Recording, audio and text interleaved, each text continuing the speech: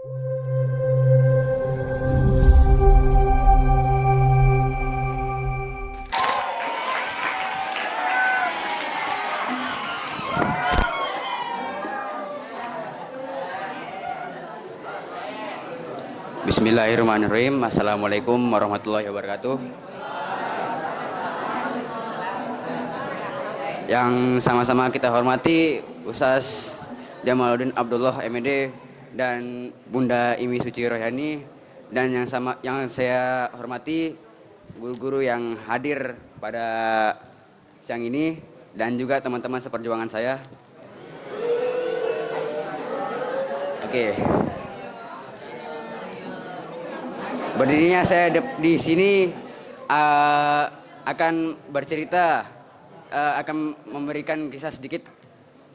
Jadi yang pertama ini ada kisah masuknya Islam Umar bin Khattab.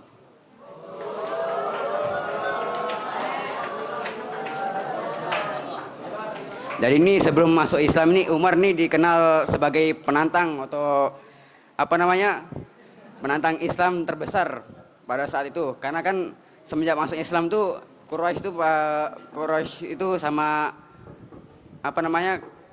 pokoknya Quraisy itu pada rusuh lah, muncul peperangan. Karena Umar bin Khattab ini pecinta kedamaian, jadi Umar ini marah lah sama kejadian itu. Akhirnya pada suatu hari ia membawa pedang dan memutuskan untuk berangkat ke rumah Rasulullah untuk membunuhnya. Nah pas di jalan ini bertemulah ya ini sama satu orang nih dari lupa di mana tuh. Pokoknya dia bilang gini, Umar mau kemana Umar?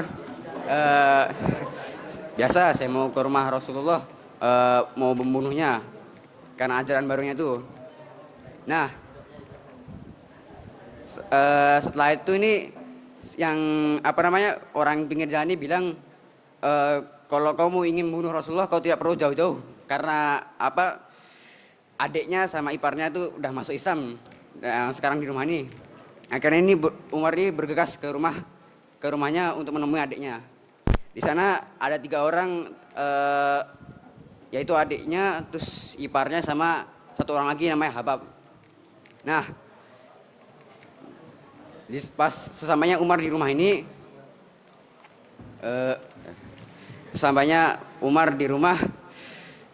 ya pun mengetuk pintunya. Lalu dibukakanlah pintu itu sama adiknya, sampai menyembunyikan mushaf di belakang. Nah saat Umar membuka pintunya ini, tak lama kemudian ketahuanlah ini adiknya ini pegang mushaf. Lalu dibacakanlah surah At-Toha, awal At-Toha ayat 1 sampai ayat berapa mungkin lupa saya. Nah setelah mendengar lantunan ayat tersebut, Umar nih langsung jatuh nih pedangnya ini, langsung kaget lah pokoknya itu, terkejut karena baru pertama kali ini dia mendengar ayat Quran yang begitu bagusnya. Nah ia pun langsung menanyakan kepada adiknya di mana Muhammad. Awalnya adiknya nih tidak berani nyebutin di mana keberadaan Muhammad nih, karena laku dibunuh. Lalu Umar nih menjelaskan bahwa ia dia tidak ingin membunuh Muhammad. Lalu sesampainya lah di rumah Nabi nih, saat di rumah Nabi ini ia mengetuk pintu rumah Nabi, dan saat dibukakan ia pun mengucapkan kalimat syahadat. Nah dari situ tuh Umar nih masuk Islam nih karena makna dari Quran tersebut. Ia mengetahui makna dari ayat tersebut. Karena kan dia orang Arab tuh, makanya dia langsung tahu. Nah bagaimana dengan kita ini, kita termasuk saya ini yang kadang-kadang itu tidak memahami isi dari Quran. Jangankan memahami lah, bacanya kadang mungkin melito-melito atau berantakan gitu. Jadi gini, dengar dulu. Jadi ibaratnya tuh kita tuh kayak ambil air, di sungai menggunakan ember yang emang udah kotor dalamnya, bolong, terus juga bolong-bolong juga dalam itu. Nah, suatu hari ini siapa nih kira-kira? Eh, Misalnya nih si Ali lah, Ali. Ali. Ali ini pada suatu hari ini musim kemarau nih. Nah dia nggak ada air, akhirnya dia berangkat ke sungai ini membawa ember yang seadanya di rumah. Yaitu ember itu udah kotor sama bolong-bolong. Tibalah akhirnya di sungai ini. Karena ember itu udah bolong-bolong sama apa namanya, udah bolong-bolong sama kotor, kan nggak layak lah untuk dipakai buat ambil air tuh. Namun dia paksa nih dengan keyakinan, diambillah tuh air tuh pakai ember tuh, bawalah ke rumah tuh. Nah di saat perjalanan pulangnya ke rumah itu, airnya nih tumpah karena kan bolong-bolongan tadi tuh sama pecah-pecahan tuh. Sampai di rumah tuh kosong isi embernya. Lagi dia bolak-balik ke sungai tuh sampai 15 kali. Sekitar 15 kali lah sekitaran. Di putaran ke-15 kalinya itu akhirnya dia capek, terus dia istirahat lah. Hingga esok hari tiba, yang melihat apa namanya jejak air yang kemarin tumpah itu yang dia bawa tuh penuh dengan tanaman baru atau bunga-bunga itu yang berbunga juga.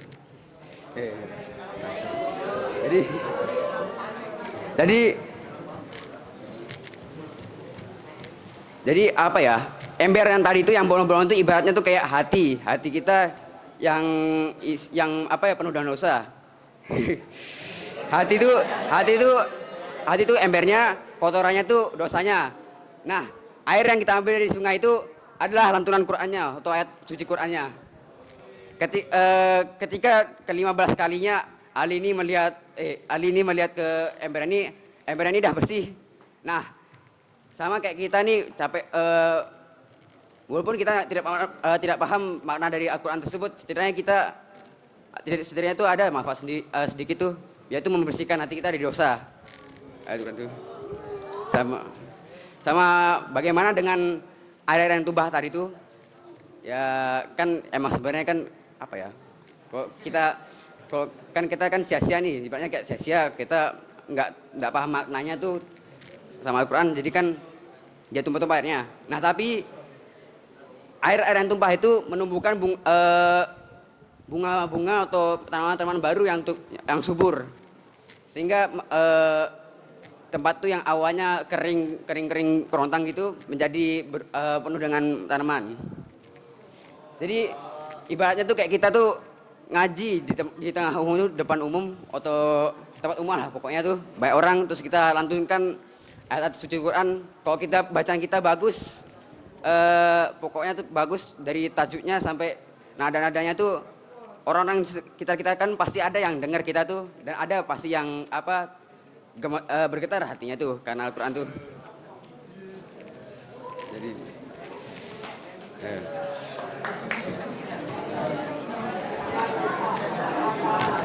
Jadi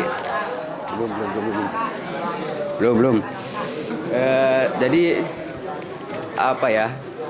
Walaupun kita tidak, kesimpulannya itu walaupun kita tidak paham sama ayat Quran tersebut tuh, setidaknya itu apa ya, ada manfaat Al-Quran itu sendiri, yaitu membersihkan hati kita dari dosa-dosa gitu.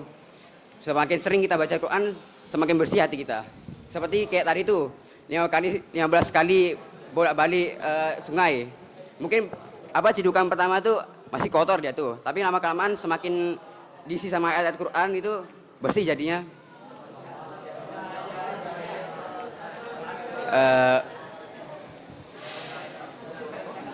Mungkin sekian dari saya. Hari ini tidak ada kata-kata hari ini.